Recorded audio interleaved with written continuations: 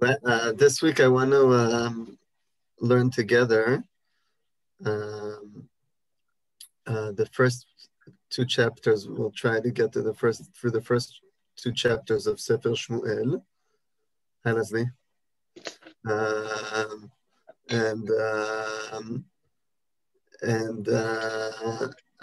truth is I chose this chapter because I thought it was beautiful. And then when I would reread it and kind of get a little bit more into the depth of it, I realized that it's not only beautiful, it contains so much in it. So I'm excited to learn this together. Just to make the background is that the Sefer Shmuel continues the Tkufa of Shoftim. We're still in the period of the Shoftim for the first 10 chapters of the book. And that is because we still don't have a king. What makes the time of Shoftim, the period of the Shoftim, its period is that we live in the times, we spoke about this last week a little bit, we live in a period where the different tribes live separately. And there's no one, I would say there's no one unifying leadership, as what we know that in the book of Shmuel will become the kingship of Shaul and then the kingship of David. That is the whole book of Shmuel. But the first 10 chapters are actually the leadership of Shmuel himself. And Shmuel is considered himself a shofet. There's different psukim and different sources that show that he himself was considered a leader as a shofet, but it is clear that he is the shofet who is moving, transforming the history into the kingship of Shaul. And he actually had made Shaul a king, and then also David inaugurated them as kings. So that's the background of the time. And we'll have that in our mind while we're learning. Okay, so we'll start. If you have your own book, that's great. If you want to look on, I thought I opened it. Oops, sorry. Thought I prepared it.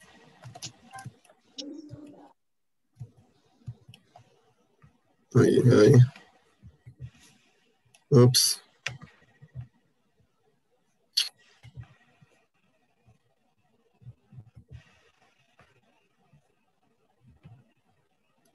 I'll try that again.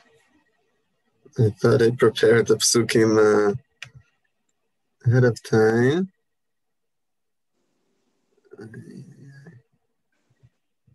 Okay, so I'll open it up again. Sorry. Was not prepared.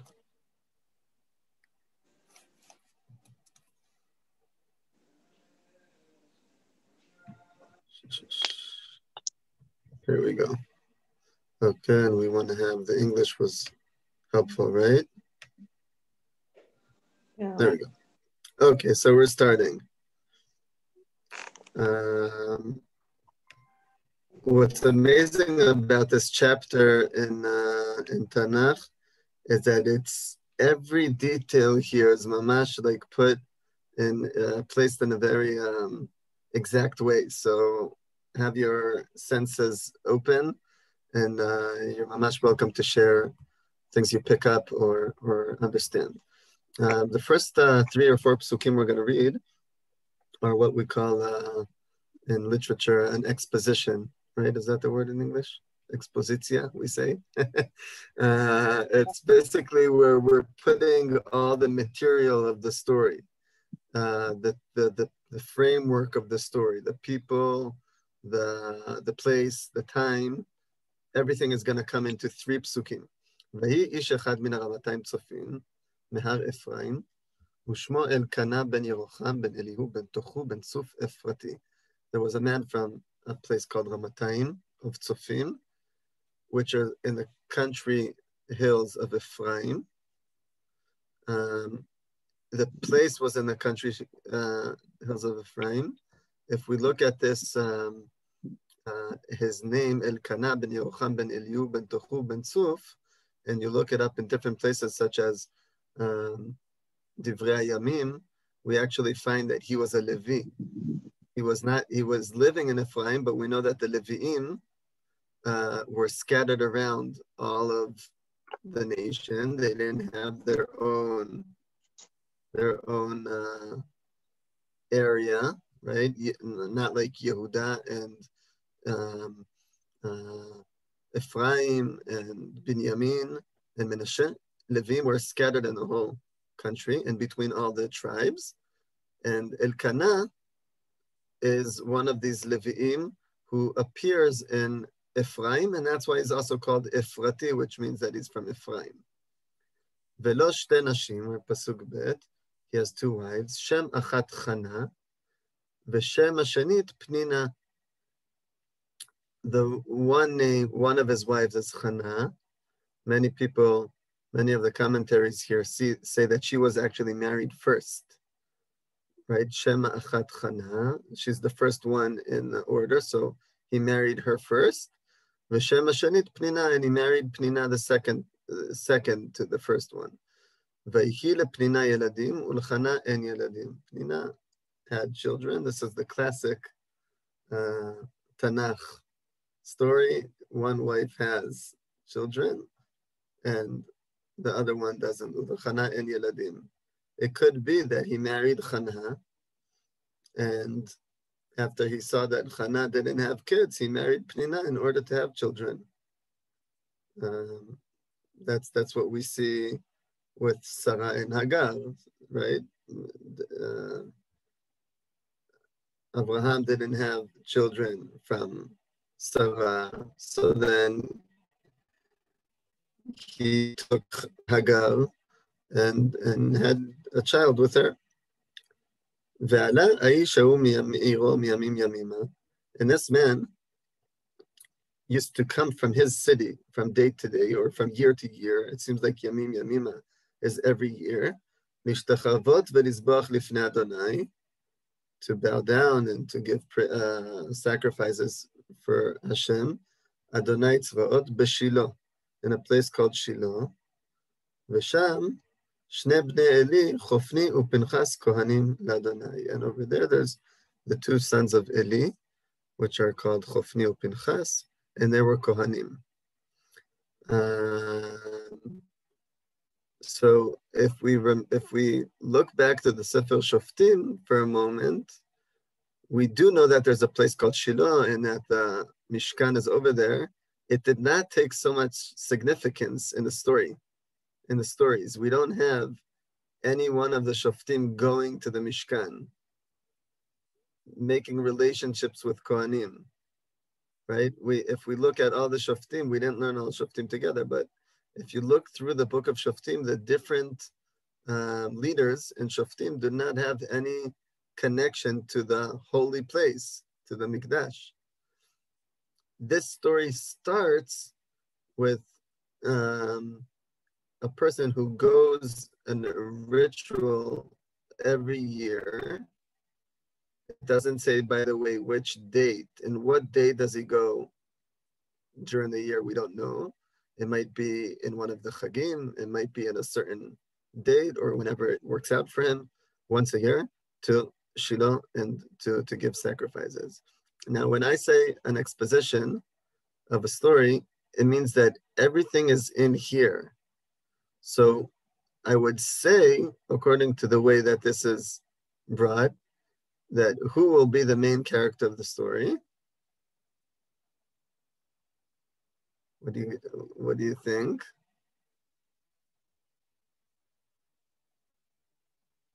Who is the story about?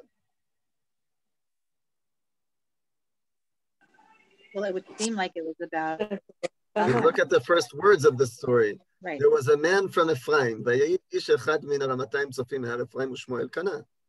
It seems like the story, it will be about Elkanah, right?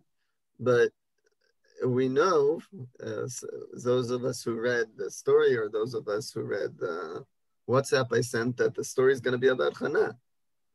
But it's interesting that over here, the way the story is brought to us, the way the material is exposed to us in the beginning of the story, is that the main character is Elkanah himself.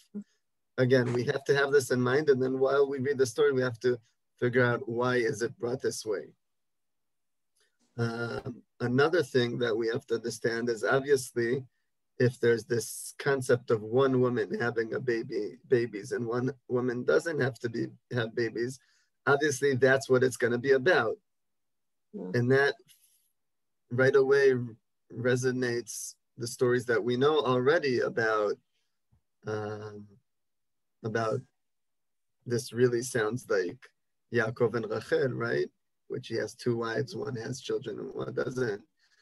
I did comment about Sarah. We know that Rivka didn't have children. We saw last week about Shimshon, that Manoach and his wife did not have children. We know that this concept of not having children in the Tanach is something that is a story that's worthwhile to create something from it. And the third thing is, the third pasuk is really talking about the Mishkan. And what's interesting here is that we see something very interesting. V'sham shne bnei Eli, the two children of Eli, Chofni uPinchas kohanim Hashem. They are kohanim to Hashem. But who we don't specify here is Eli, the Kohen himself. And I'm a little bit, I'm already here bringing the questions of the story that's going to come up already here. I'm just throwing it out, and we'll continue reading and have it in mind. We know that Eli, in the continuing right in a few psukim, is going to be a really main figure of the story. But when we are exposed to the story, we're actually exposed to his children. And I'll jump a second to the end of the second chapter of Shmuel. Over there we will see, and hopefully we'll get there today, that these children of Eli, Chofni, Pinchas were actually terrible Kohanim. And they actually used their powers as Kohanim to take things from the people who came and to pervert their power to areas that were not appropriate. So in the beginning of the story, actually Eli, who is going to be a key figure to the story of Chana, does not appear, but his children appear. So that's just some of the things we have to have in mind. We're continuing. Pasuk Daled. Vayhi hayom, and it was the day. Vayizbach Elkanah. Now it seems like we were told already that every year he comes to Shiloh to give sacrifices and to celebrate. So now the story is zooming in into one of those times. It was one of those years where he came. ונתן לפנינה אשתו לכל בניה ובנותיה מנות. And he gave to Pnina, his wife, and all her children and her girls, he gave them portions of food. Portions from the sacrifice, portions from the celebration that he's making there, from the feast. He gives each one his own portion. Now, this might have been something that happened every year, but we're specifying now this certain year. Ulechana, iten mana achat apayim. Chana is giving another. There's what the word apayim. There's a question in the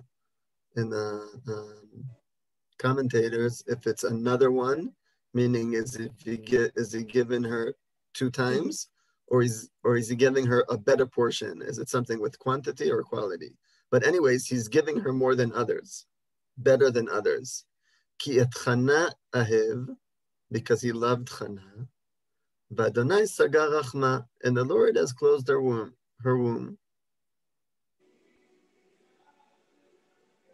V'chi asta tzarata gam kas ba'avura er ima. We're in verse number 6. Ki sagar Adonai be'ad rachma. Now we have something. The words are difficult in Hebrew, but we'll explain. V'chi asta tzarata gam kas. Chi asta comes from the word kas. It means that she made her miserable or mad, right? So tzarata is the tzara is the wife, that's the second wife to you, right? If you're a wife to a man and you have another wife, she's called your tzara. Tzara means narrow, because it makes your life narrow, or tsar, like makes you miserable. So she was making Chana miserable. Ki sagar Adonai be'ad rachma. Why? It seems like she made her miserable in Shiloh, meaning this is not a general comment that she made her miserable in her life. Specifically in this moment where they are celebrating in the holy place in Shiloh, in the Mishkan, the second wife, decided to make the other wives miserable. Why? Doesn't she have enough problems? What is this? What is her motivation? V'chen taseh, we're in verse 7. V'chen yaseh shana b'shana, every year, miyad olata b'Beit Adonai, midei olata aloto b'Beit Adonai, when they go to see the house of God, ken tachisena, she made her mad specifically in this moment. Well, I'll speak about soon what Chazal say about this, but it's amazing that the Tzara Pnina, this other woman, is motivated to make her, what do you call it, a companion to her, the other, I don't know what it's called in English, the Tzara. Is there a word for Tzara? Anyways, she would make Chana miserable specifically in this situation. So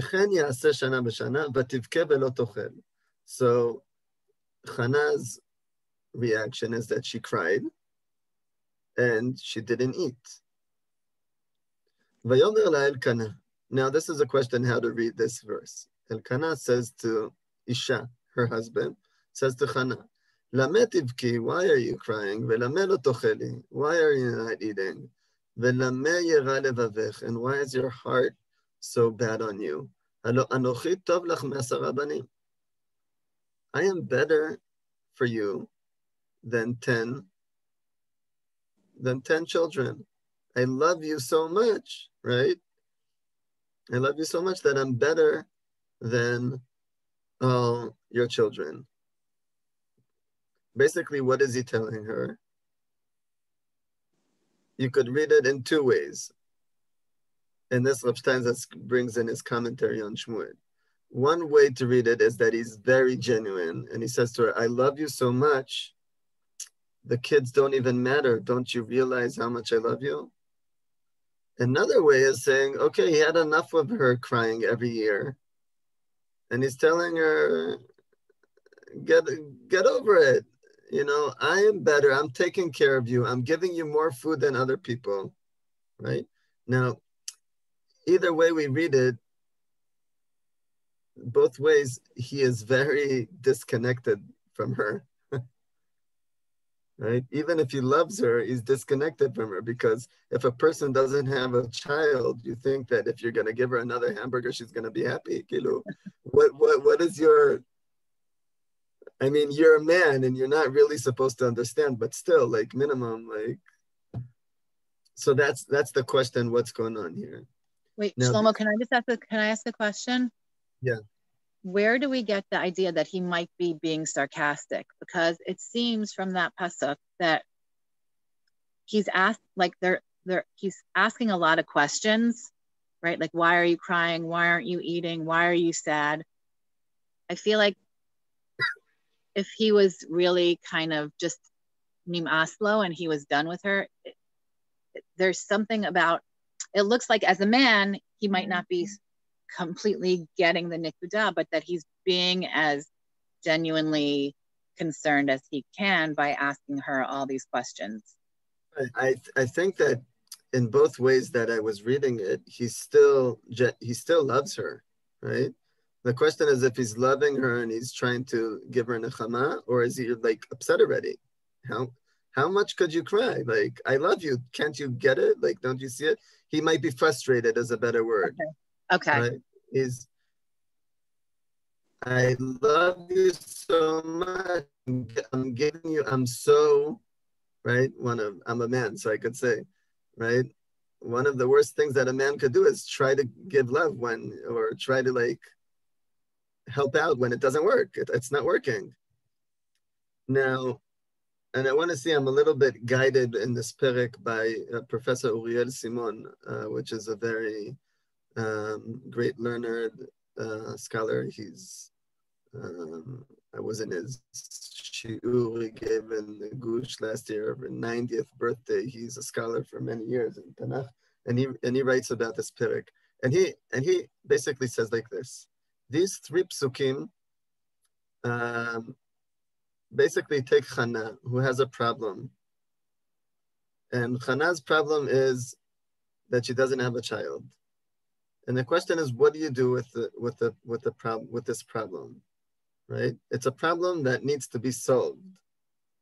It's a problem that needs to be solved. And in order for her to realize that she needs to solve it herself, she has two, I would say, forces in her life that are trying to keep her back from solving the problem. One way of keeping you back from solving the problem is hating you. That's Pnina, that's the other woman. And the other way of keeping you back from solving the problem is loving you. Because when he's telling her, I love you so much, basically he's telling her, you're not going to have kids. Don't you get it? Right? That's basically what he's saying to her. You're not going to have kids, accept it, and accept my love instead. Now, both of them, and this is what makes her so lonely, because when the people that hate you and the people that love you don't get you, you stay lonely. And actually, what we're going to see is that both powers, and this is what makes her so unique, actually motivate her to do something about it. She is, I would say, from the right and from the left, is crushed, right? Crushed from love and crushed from hate. And then she's in this narrow space of decision to let go of everything, which is what's expected from her, from the person who hates her or from the person who loves her.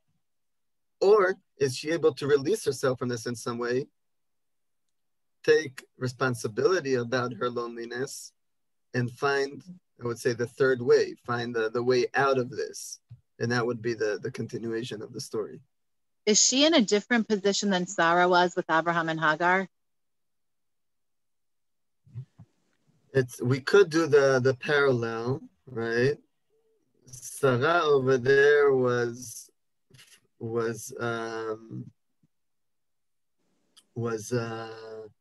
she made, I would say, she was the one who thought about the option of Hagar, right? Of children from someone else. I think the parallel is better to Rachel, because if you look at Rachel after, I don't remember, after Leah has, if I'm not mistaken, 4 or 5 kids, Rachel comes to Yaakov, and she says to him, where's my children, right? And she says to him the words, Im en li banim meta anochi. If I don't have children, I'm not worthy. I feel like I'm dead, right? And what does Yaakov answer her? He says, "Minayin li latet lach banim." What do you want from me? Yaakov says to her, and it's also another terrible pasuk in the Tanach, because what do you want from Yaakov? You're coming to complain to him that you don't have children and you want to die. That's what Rachel says to Yaakov. But Yaakov at the same time he said, what do you want from me? It's not in my hands. I tried. Okay, what do you want from me? Now, what's amazing there is that 2 psukim later, or the pasuk later, says, Vayizkor Elohim et Rachel, that God has remembered Rachel. We're going to read it in the next parasha, in Parashat Vayetze, in 2 parashot, sorry. God remembers Rachel and makes her able to become pregnant. So we see that dialogue between Rachel and Yaakov, and her saying, I want to die, and he says, I have nothing to do for you, kind of releases something in their relationship and allows God to remember her and give her children. I think the same thing happens here. The conflict itself is what releases the next part to happen. Now, the pshat is that Pnina really hated Chana as expected. Chazal say something radical and amazing. Chazal say, and again, I don't necessarily say it's written in the psukim, but I think that Chazal are amazing in the motivation that they could find here. But more than the motivation of Pnina, it's about what Chana needs. And they say that the motivation of Pnina was consciously to, what did we say Chiasta was in English? What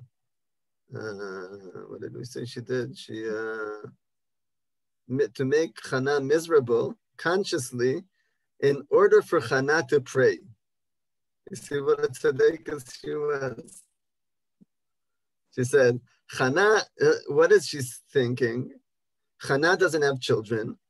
She's sitting here enjoying the love that she's receiving from her husband, while I have to raise all these little kinderlachs and change their right and do all the motherhood. She doesn't understand that she needs to do something harsh here and pray. I'm going to make her life miserable in order for her to make an action of prayer. It's a beautiful way that Chazal could go into the story and kind of make it a twist. Okay. Should we continue? We're in Pasuk Tet, 9. Vatakom Chana achei ochla b'shilo v'achei shato. By the way, she never answers Elkanah. Elkanah approaches her and says, I'm good for, and she doesn't answer. But what she does do is she finishes the meal. And you see by this that she respects Elkanah. At least she could have an option of continuing not to eat or, right, protesting and not, or answering him back.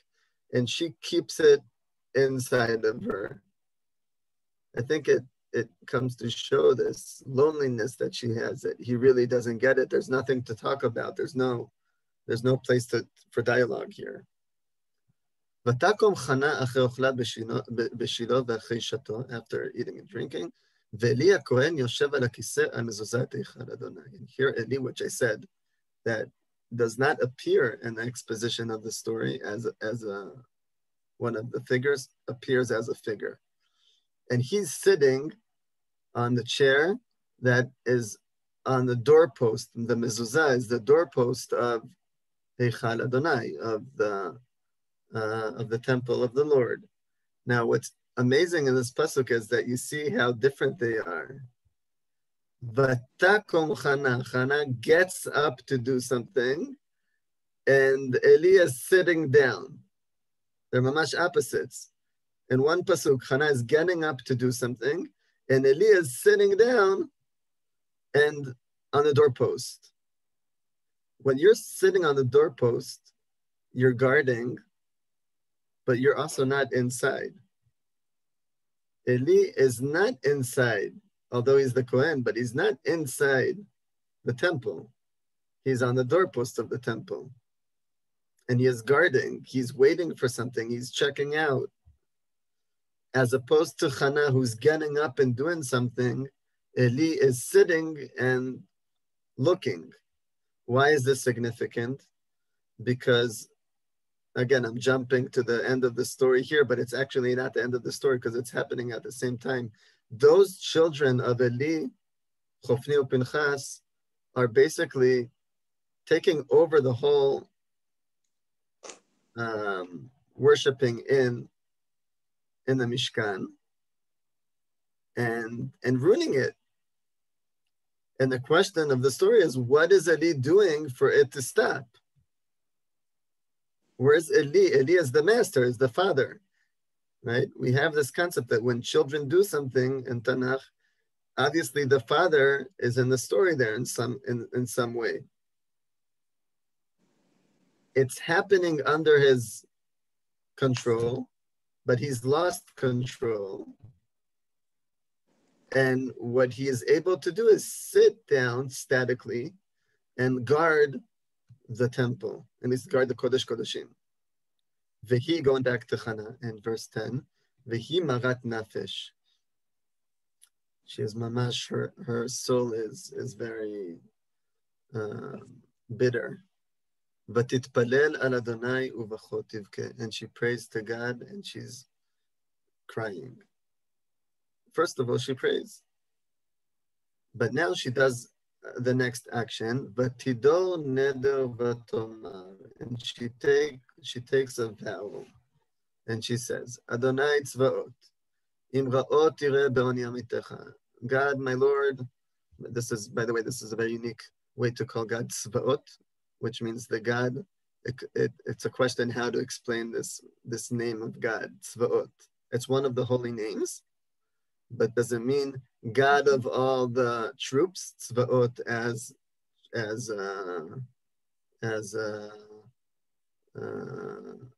he says here, O Lord of hosts, right? The troops, the armies. That's one way of reading it, the God of the armies, or God in armies. You have lots of powers. If you will see the weakness of your amma, of your maidservant, and you will remember me and not forget you, not forget your servant. Look how many times she's saying amma. She's calling herself a maidservant 3 or 4 times in one pasuk. And you will give me children.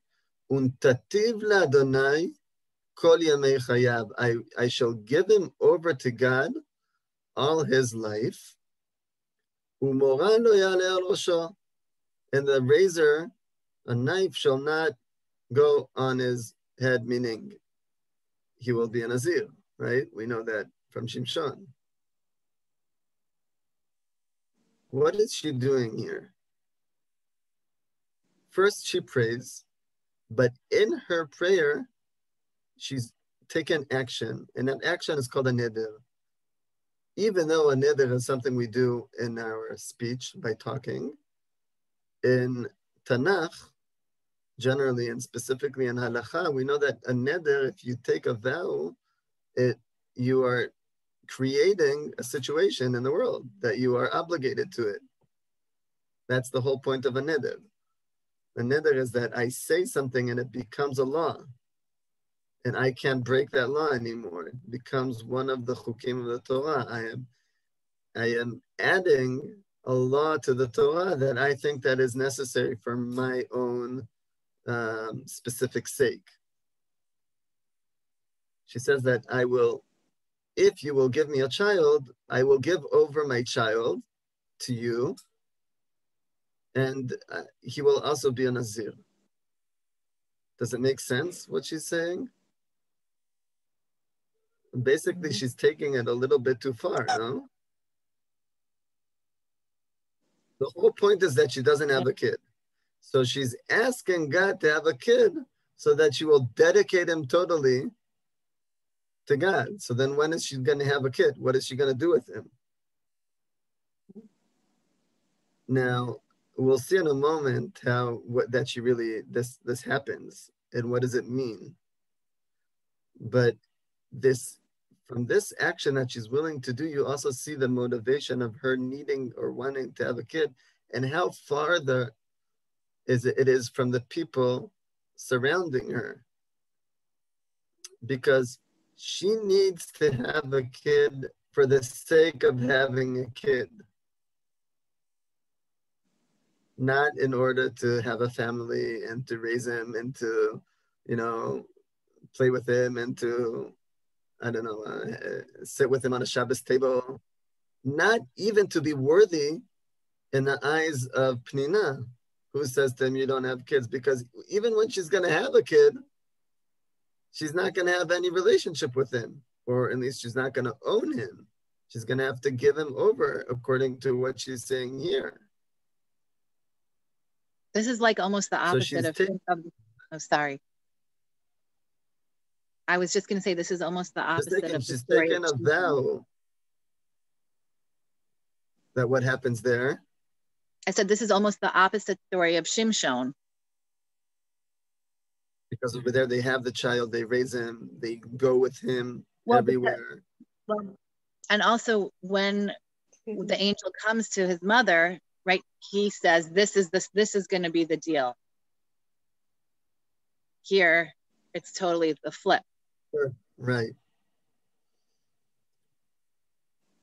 והיה כי הרבתה להתפלל לפני אדוני, ואלי שומר את פיה. It was when she was praying a lot to God. Eli was still sitting there, and shomer et pia, he was guarding her mouth. Again, Eli seems like he's taking the role of guarding, of keeping that everything is fine, and he's guarding her mouth. The mouth, by the way, is considered in many ways the gate to our body, because that's where we release our words and also bring in our food. And the mouth is one, it's like that doorpost of our lives. And Eli is sitting on the doorpost and also looking at her doorpost, at her mouth. But he's not going in. Again, he's in the external and he's not going into the internal because he's looking at her mouth. But the next verse says, V'Chana medaberet al liba. Chana is speaking in her heart, right? Look how the Tanach is saying it beautiful. It's saying, Eli, if only you would look into her heart and not stay in her mouth. Rak sfatea na'ot, only her lips were moving. V'kola lo yishama, but her voice would not be heard. V'yachshavea Eli leshikora. And Eli has thought that she was a drunk woman. Now, why does he think that she's a drunk woman? Because it seems, first of all, she's acting like she's drunk. She's speaking. You can't understand what she's saying. And at the same time, we will see that it seems like the people who came to the Mishkan would come and eat and drink and get drunk and be not so holy in the holy place, which, by the way, was very common in the different nations, I would say, that were in Canaan. The pagans and the Canaanites and all these different nations would put into their worshiping of their gods components of being drunk and sexuality and all these different areas in life that we would say that we try to keep out of our rituals, and the rituals of Canaan, which were for sure appearing in the Israelites also who came to the Mishkan. That was something that could totally be happen, that a drunk woman would come, and he's not making it up. He might have seen a drunk woman before, right, in the area of the Mishkan, and that's why he needs to guard there, he has what to guard from. Just to quote the Gemara, this pasuk, verse number 13, is a very important pasuk in the Gemara in Masechet Brachot, because we learn halachot about how we pray until this day. All of the prayer of Shmoneh Esrei is learned from this pasuk, because we know that we need to say the prayer of Shmoneh Esrei quietly, right, in our hearts. But the halacha also requires that we move we pronounce it without hearing, and that's what we do until today. When we daven Shmoneh Esrei, we say the words in our mouths. You can't just think about them, but you also have to. But you're not supposed to hear the voice. And another halacha is that a drunk person is not allowed to pray. That's another halacha we learn from here. ויאמר אליה אלי, עד מתי תשתכרין הסירי את ינך מעלייך? Eli approaches her and says to her, until when are you going to be drunk? Right? Sober up. Now, again, this is amazing because Eli is, as I said, he's not seeing the depth of what she's doing, but he's again serving in the story as an external conflict with Chana. What happened here? She overcome Elkanah and Pnina. She overcome those two very powerful forces that were not allowing her to move forward. And she moved forward. And she took a prayer. And she took a vow. She was very serious about having a child here now. And then the Kohen Gadol stands in front of her and says to her, why are you acting like a drunk person? Sober up. And she has such an external push away from what she's doing. What a force that's a mitnaged, I don't know the word, that's against her. Now she needs to, we said that Elkanah, she didn't answer him. But over here she answers Eli. Vatan Chana vatomer. She explains to Eli. Chana replied, Lo Adoni, it is not so, my master. Isha kshat ruach anochi. I am a very unhappy woman. Ve'yain v'shechar lo shatiti. I did not drink no wine, no alcohol. Ve'shpoch et nafshi lifnei Adonai. I was pouring out my heart in front of the Lord. Al titen et amatcha lifnei bat blial. Don't look at me. Don't look at me as your maidservant, as a worthless woman. Bat blial could also be as a pagan, a worshiper, an idol worshiper. Ki mirov sichi v'ka'asi dibarti at hena. It's from the I was full of speaking, and again you see the word ka'asi, and from being upset, that takes us back to the word of Pnina was mach'isa, was right making her upset, and that's why I spoke until here. And this is amazing because what she's doing here is she's not running away from the forces that are against her, from Eli who's against her, and she's also not fighting back. She's answering him with a lot of respect, by the way, and a lot of anava. She's answering him. She says, please, I have a hard life. I came to pray. Please don't think that I'm also a drunken woman. Eli hears this in verse 17, Vayan Eli vayomer lechi leshalom. Go in peace. It's amazing. He doesn't ask her, oh, what are you praying for? What could I do for you? He just says, go in peace. ואלוהי ישראל ייתן את שאלתך אשר שאלו מעמו. And the God of Israel will give you what you were asking. He blesses her. And this is amazing because by Chana explaining to him, and he actually gets it, he doesn't understand what he's getting, but he understands that there was a real, genuine prayer here. He blesses her that whatever she asked for will happen. So we see here in both of these, I'm just, again, it's not exactly what Professor Uriel Simon says, but a little bit in his direction. You see how the forces that are against her are actually moving her forward, because Elkanah and Pnina move her forward to take an action of prayer, and Eli moves her forward by blessing her that what she prayed for will actually be accepted. She needs Eli to bless her the same way that she needs Elkanah and Pnina to try to keep her back.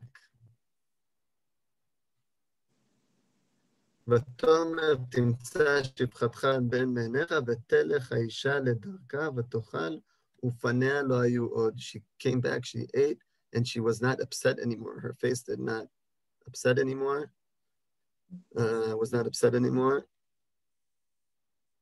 וישכימו בבוקר, they woke up in the morning, וישתחו לפני אדוני, they bowed down to God, וישובו ויבואו אל ביתם הרמתה. They go back to their house. וידע אלקנה את חנה אשתו. Elkanah knew his wife, knew Yeda means that they were together, and she, Vayizkareh Adonai, and God had remembered her. Obviously, she conceived. Vayili tkufat hayamim. I want to stop here because this is the first, the completing this scene. The next verse is starting the new scene of the actual birth. Any comments by now? Just want to see if I missed anything.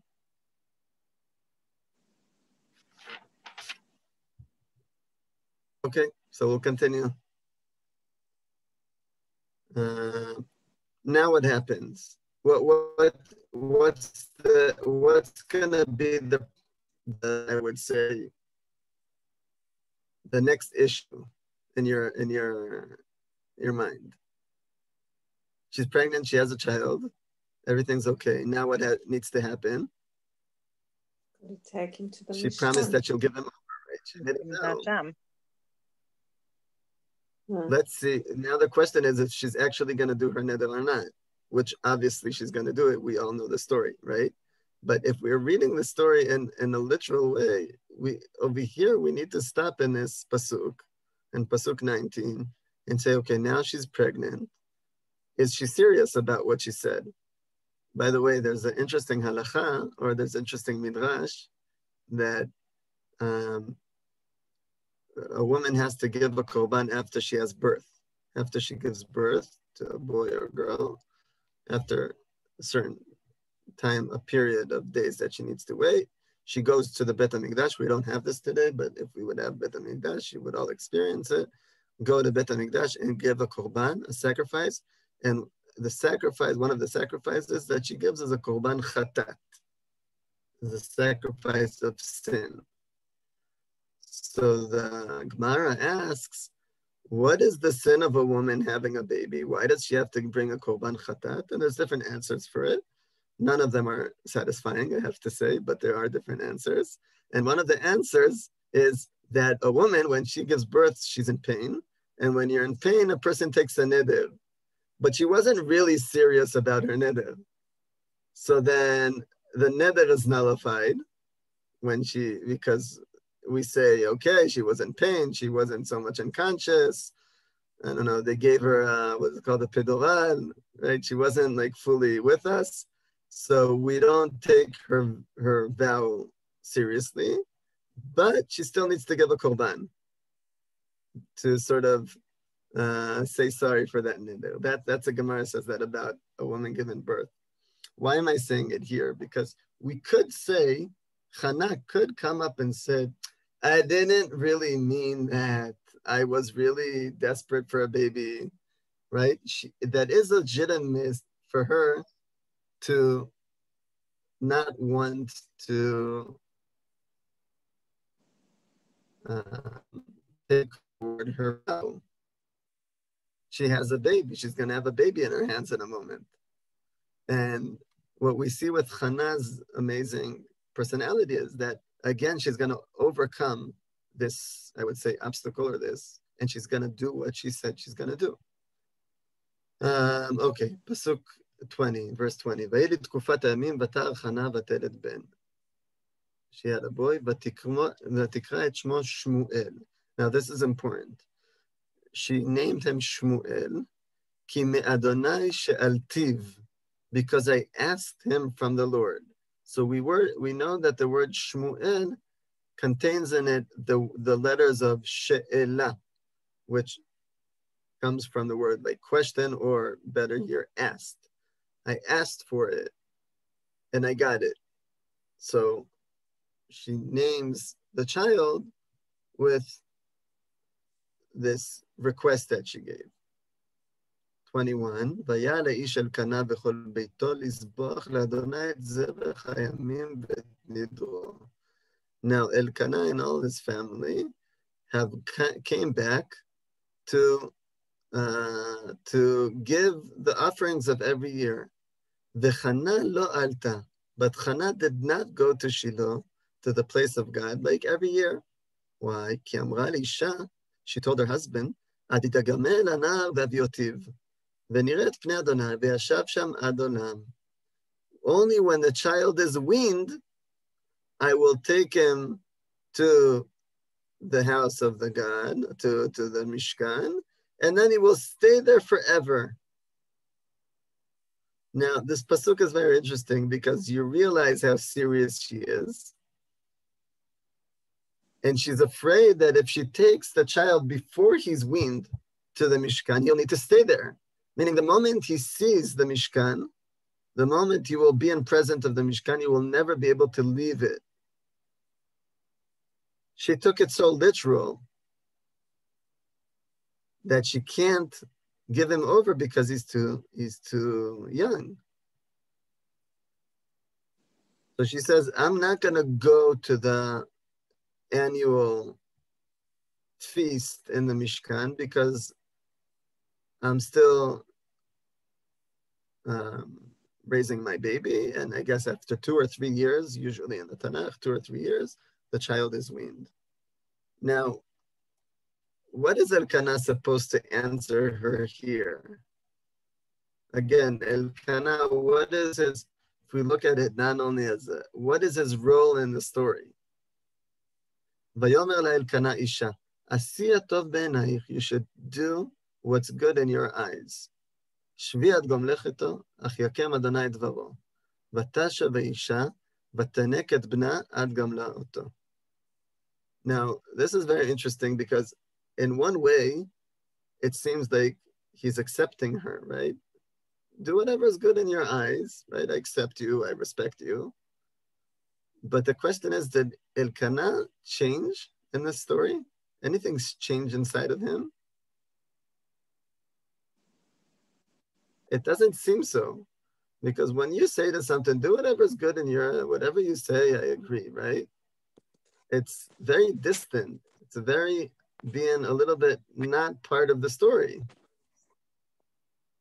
It's your child, do whatever you want. What about you? You're not part of this relationship? You see, there's something in Elkanah, and it's interesting because it seemed like the story started about him.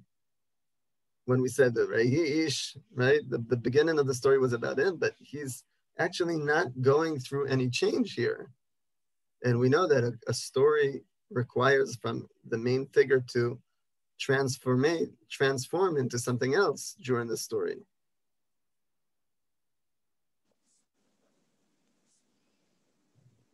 Another way of saying it is that he's actually supporting her, and that is a big thing.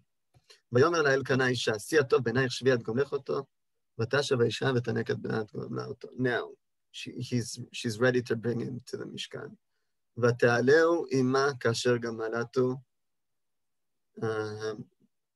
She brought him to the Mishkan, and together with bringing the child, בפרים שלושה ויפחת קמח, she brought many offerings, ונבל יין and wine, ותביאו בית אדוני שילה, והנער נער. So it's a very interesting way of putting it. And the child is a child, or the youth is a youth. I think na'ar is a youth, right? We'll see later, the word na'ar in the Tanach means a young boy or youth, as I said, but it also means a servant. And we'll see here that basically she's bringing him ready to be a servant. Part of her understanding that she's giving him over to live in the Mishkan is that he needs to be appropriate to be a servant there. So she did everything she can to raise him to that moment where he could start being a servant, where he could start doing the work. וישחטו את הפר ויביאו את הנער אל עלי. They did shchita, they slaughtered the bull, and they brought the boy to Eli. Vatomer, and she says to Eli, Bi Adonai chei nafshecha Adoni. Please, she says, this is a wrong translation. It says, my Lord, it's actually not wrong, sorry, because it's not capital. My Lord, she's speaking to Eli, not to God. Chei nafshecha Adoni, as you live, my Lord, I am the woman who stood here beside you. Bazel itpalel el Adonai. She says, but the word over here, by the way, is very unique in the Tanach. Ani ha'isha hanitzevet.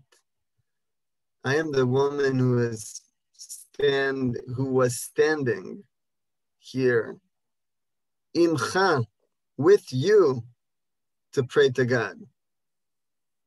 El anar hazeh itpalalti, for I had prayed for this child. Veiten Adonai li et shelati asher shalti meimo. God has given me granted me with what I asked from him. Vegam anochi, now look how beautiful the Hebrew changes its meaning. Hish'alti u'l'Adonai. The same word she'elah.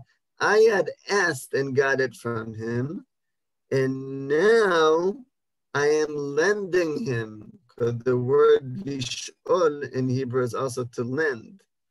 Hish'alti u'l'Adonai kol hayamim, asher hu haya sha'ul l'Adonai, vayishtachu sham l'Adonai. I am giving him over, I am lending him back to God because he's been lent to God for all his life. What's going on here? She's giving him over, but she's also using that name that she got from God. She'altiu, I asked for him and I got him, I received him, and I'm giving him over. Maybe, and I'm not saying this as a pirush, that's for sure, maybe she's also saying, he will always be my child, but I am lending him forever to God. So, any comments here? The truth is we could finish here or we could go a little bit. The story continues into chapter 2. Shalom. Kind of interesting perspective because easily could be the other way around. It's Hashem's child and I'm just borrowing him temporarily. She borrowed him until she gave him over? Yeah. That's what you mean? Yeah.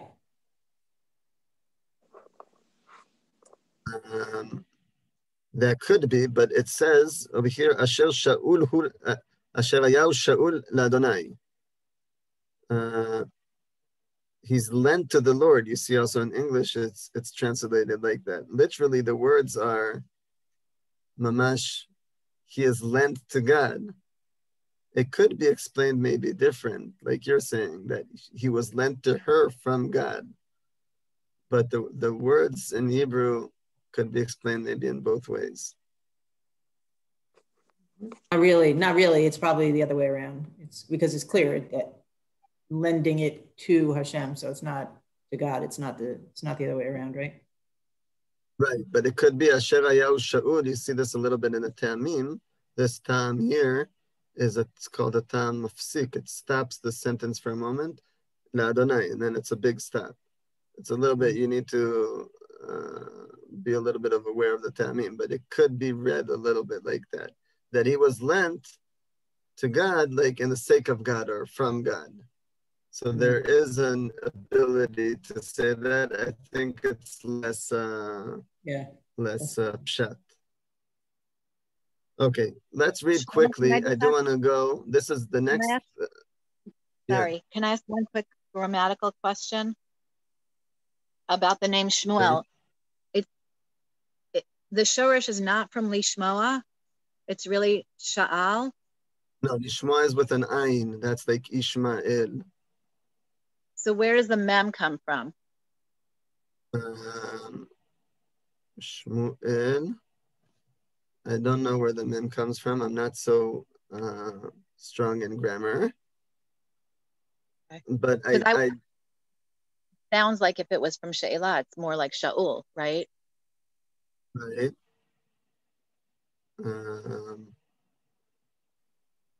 It's a good interesting point to look it up. I could tell you a general thing about names in the Tanach. There's something called Midrash Shemot. There's psukim. We see this also with Rachel and Leah, that they give names and then they give an explanation for the name, right? Or Moshe ki min hamayim mishitihu, right? The question is, was the explanation there before or after the name? I know that when I gave a name to my kid, we gave the name, and then I had Moshe, and then I had 10 explanations about the name after I gave the name.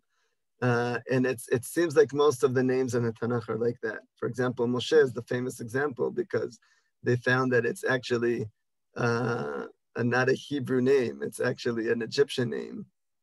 So, and who gives it to him in the story of Moshe? The daughter of Paro. Yeah. The daughter of Paro names him Moshe. It's like, right? The leader of our Torah has actually like a foreign name. It's amazing, right? It's not like, it's like, right? The leader of our name, of our Torah, is not called Avraham Avinu. It's called, John or something, right? In English, Moshe. But anyways, the Torah adds to it an explanation, Kimin hamayim meshitihu. So it's called Midrash Hashemot. It appears in different places in the Tanakh. So what it says is, I'm not sure, she might have had the name Shmuel given to him and then the explanation given after. But what is clear from these psukim is that the name contains in it both directions. And that's what's amazing about Shmuel, and I think that that's the whole point of the story, is that there's two directions in Shmuel. There's the direction of receiving him and then giving him over. And I think that's what she's going through. And if we put it this way, what's amazing about Chana is, and maybe we'll wrap it up and we don't have to see the whole next chapter. What amazing about Chana is that she's understanding that it's not about her. And this is one of the whole story, the whole thing we think about is that how terrible it is and how miserable it is, and she doesn't have a child, and what kind of life it is, and everybody hates her, and also people who love her don't understand her. But the whole story is telling us, you don't get it. She's basically representing something, saying, you don't get it, it's not about me. It's not about me, it's about a child coming out of me. It's about what could I bring to the world? What am I a channel for? And even when she receives it, she's totally understanding that she's receiving it in order to give over. And she's going to have those few years with him, not because it's enjoyable for her as a mother, but because when she gives him over, he needs to be a na'ar, he needs to be prepared to be a servant. Ve'ana'ar na'ar, she needs to give a complete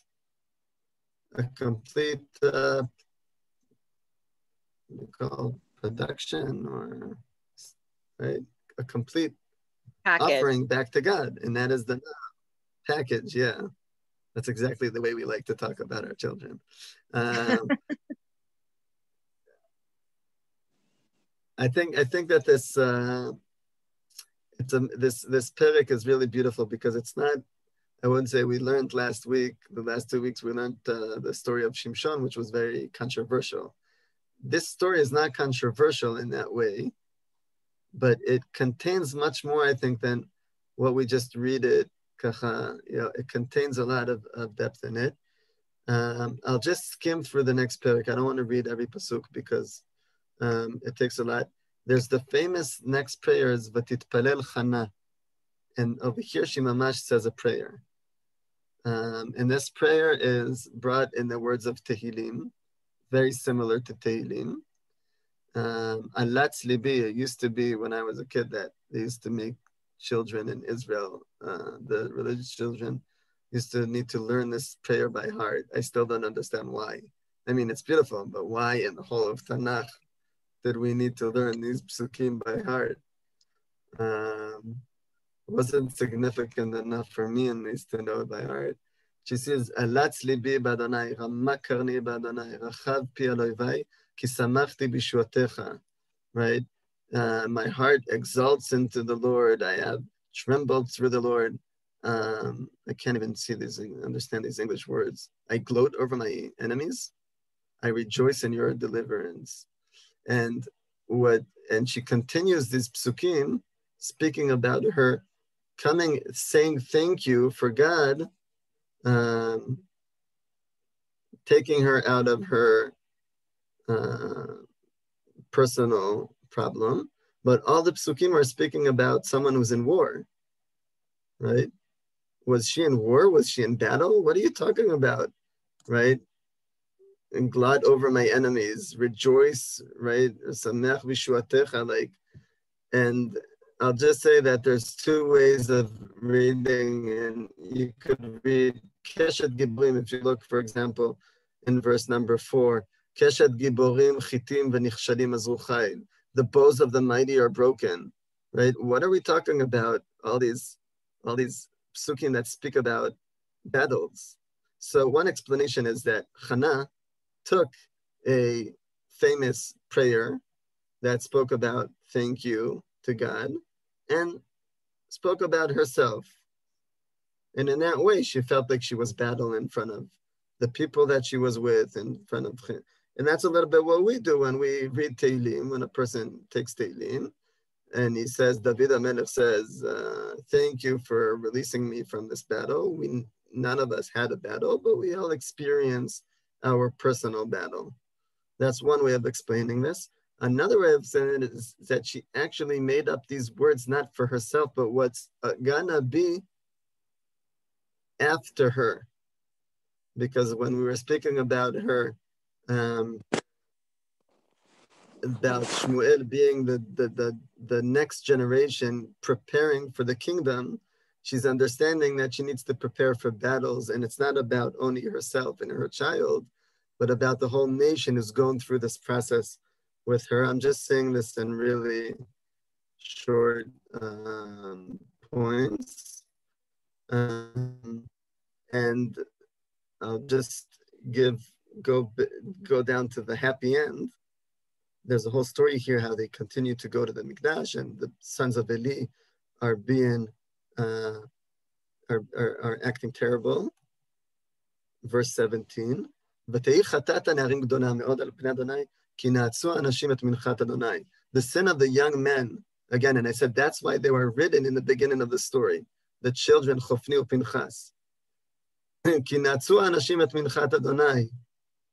The men treated the Lord's offerings impiously. Ushmuel משרת את פני אדוני. Shmuel is engaging in the service of the Lord. Chagur ephod bad. He's wearing an ephod, what does it say? What is this word here? A linen ephod. They don't even have a word to translate what an ephod is. Ephod, it seems like it's only on the front. It's kind of like, what do you call it? Like a breastplate? What you wear in the kitchen? Maybe, yeah, an even apron. lower than that. An apron. The Kohen also had one. Now it says the Kohen had an ephod, the Kohen Gadol had an ephod, and he had a me'il, the Kohen Gadol also. Now verse 19, Ume'il katon ta'aseh lo imo, ve'elta lo miyamim yamima, be'alota et isha lizboch et zevach hayamim.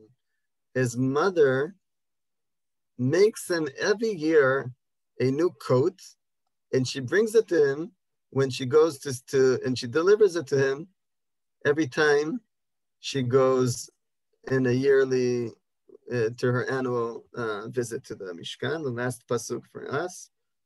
Uberach Eli et Elkanah v'tishto Eli gave blessing to Elkanah and his wife. Amar Yasem Adonai elecha zera min ha'isha hazot tachat ha'she'ela asher sha'ala Adonai. And over here, it's clear that it means that she has lended her child to God. He's blessing her with other children. Verse 21, Ki fakad Adonai et Chana, Hashem had gave Chana more children. V'tar v'teret shlosha banim u'shtei banot. She had another 5 kids, 3 boys and 2 girls. Ve'igdal anar Shmuel im Adonai. But so there's a lot what to speak about this second chapter, but we'll just finish with this, that she really continued the relationship with Shmuel on a yearly basis by giving him something to wear, which the significance of that is very deep. She's giving him a coat, she's giving him something that is maybe, how do you say, magen alav, right? How do you say, Hagana is Protecting. keeping him, Protection. Protecting him, right? And it's amazing because it seems like he needs protection in the holiest place in the world. The holiest place in the world is totally impure right now with the actions of the sons of Eli. And Shmuel needs to be someone who's coming from outside. He's not a Kohen.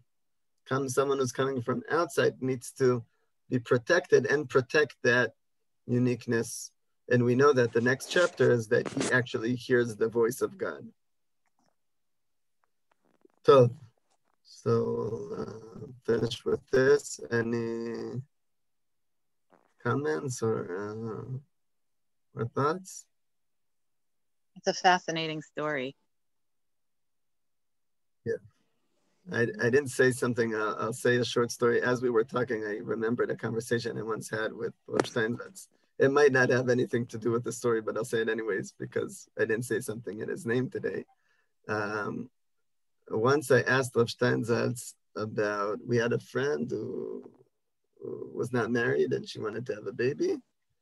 And she did the whole process and she got pregnant close to the time that Batel was pregnant with Pitchia, with our eldest. And I was very bothered by this whole concept of being a mother on your own in a religious community and this and that. And I went to Rav Steinsaltz and asked him, what does he think about it? So he said, well, it's a complicated, it was one of those conversations you had like from the door of the yeshiva to the car.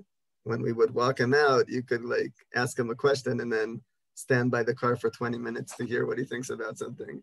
So he says, well, it's a complicated thing. You can't really speak about it in a short way, but I'll just tell you that if the circumstances are right, it's a good thing to do. So, and obviously if the person wants it. So I said, but what about the child growing up without having a father. He says, well, there's a lot of kids who grow up like that. And what about this? I asked him a bunch of questions. And then he looks at me, and this is what the fascinating way he said, there's many issues with it. But he said, but again, if all the circumstances are right and the person really wants it, it's worth it. He said, the shaveh, I'll say in his words, כדי להביא עוד נשמה לעולם. It's worth it to bring another neshama to the world.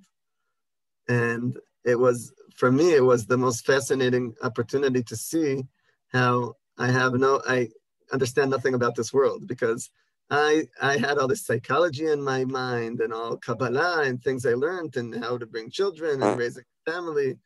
And for Rav Steinsaltz, the whole story was about neshama. He was bichlal looking at a soul. The whole conversation is on a different realm. Now, it's not that he doesn't care about all the other aspects of the world. He says if all the other aspects of the world are appropriate, that this concept of bringing a neshama to the world, it's so important and so big, right? He was telling me, what do we know what one neshama, what another person could do in the world? And I remember that story when we were speaking about Shmuel here. That's one of those things that I feel like Chana represents, this understanding of, it's not about me. I said that in those words, it's about what I'm bringing over. And I think that the whole understanding of what does it mean in our lives to have children, to build families, it's not about our own need. It's also about that. It's not something wrong to have that aspect. But on a higher level, it's about bringing these neshamot into the world. And that's a whole different point of view. So I just wanted to share that. Okay, Laila Tov. I think next week, Bezrat Hashem, I want to jump to David HaMelech. I told you, we're going brief. This is not in-depth. This is in-depth, but not, I don't know how to call this shiur. But David HaMelech, maybe we'll do more than one shiur about him, because he's really the most fascinating person in Tanach, if you could say such a thing.